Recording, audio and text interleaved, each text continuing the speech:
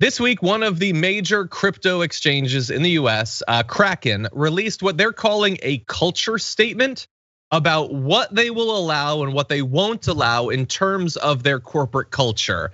And if you went into this conversation about crypto thinking, well, that's kind of a right-wingish libertarian thing, that very much plays out in this culture statement. They say that employees must not call someone's words toxic, hateful, racist, ex-phobic, unhelpful, a whole bunch of things like that. And that they will have diversity, but it'll be diversity of thought, not based on physical features.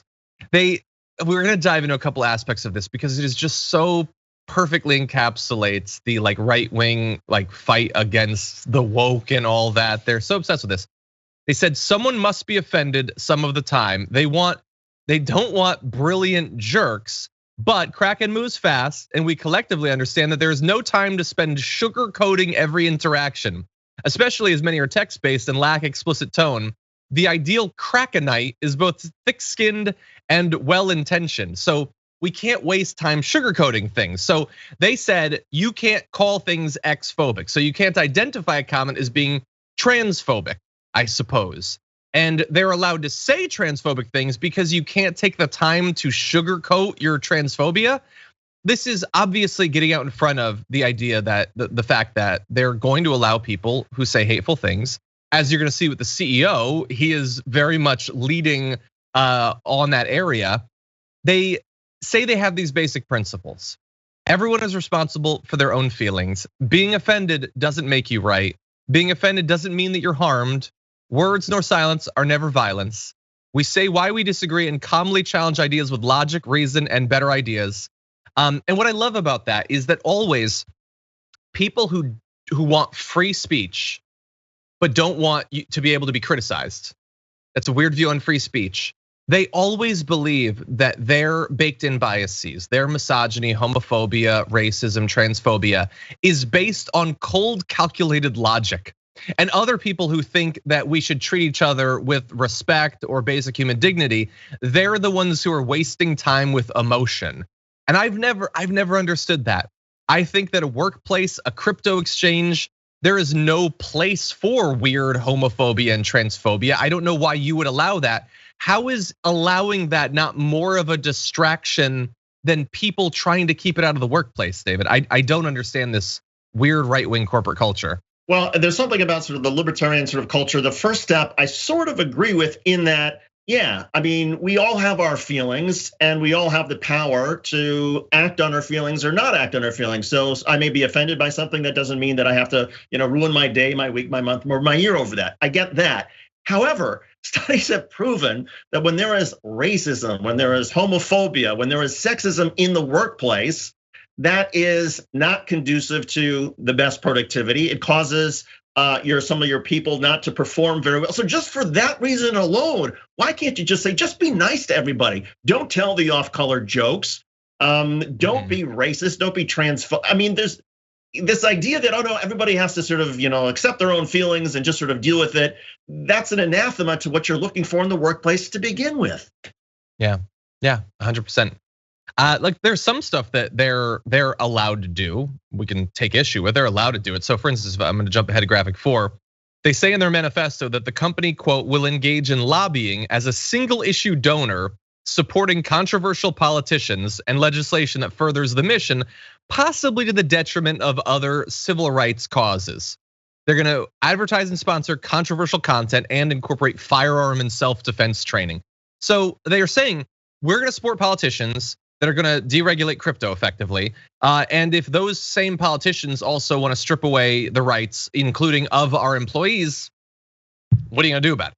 Just deal with it, which they can do. They can do, and I would say, it's obviously tough. It's not the best job market and everything. They are at least being very honest about how little they care about the rights of their employees.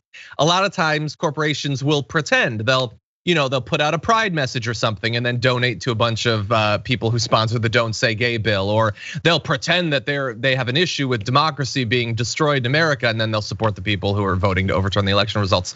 So David, I at least appreciate that they're being more open about that.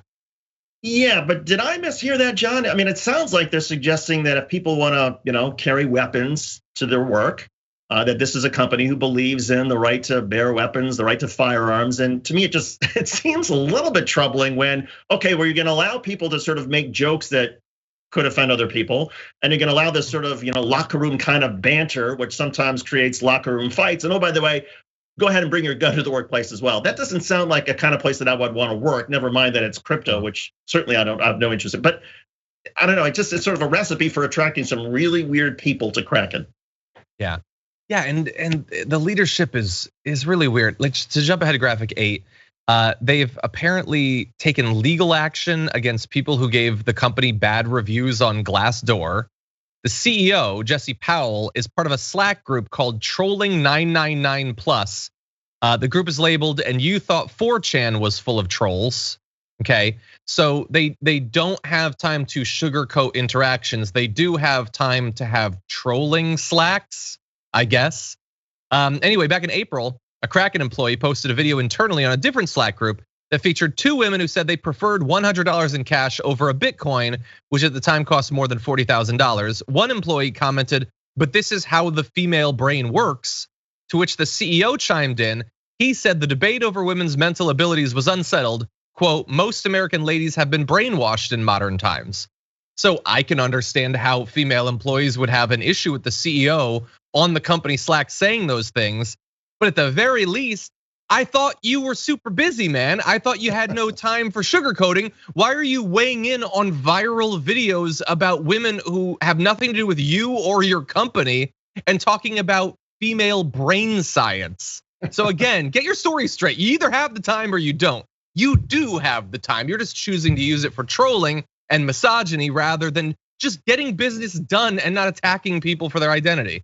And I'm now so glad that you chose to do the segment, because initially I was like, I don't care about crypto and I don't really care that they've lost hundreds of millions of dollars or billions of dollars. But now I'm glad that they have, because clearly it attracts a certain kind of misogynistic, racist, sexist kind of leadership. And I'm glad that they're losing their shirts and that crypto is dying, because who wants to be associated with this nonsense?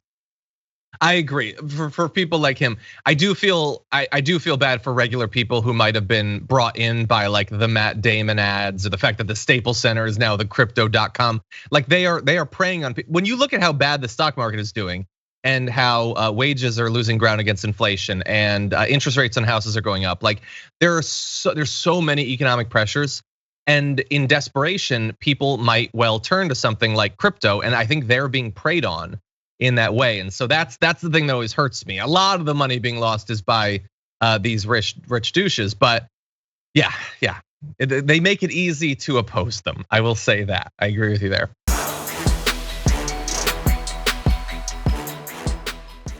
Check out the Damage Report podcast each day, wherever you get your podcasts, whether Pocket Casts or Stitcher or iTunes.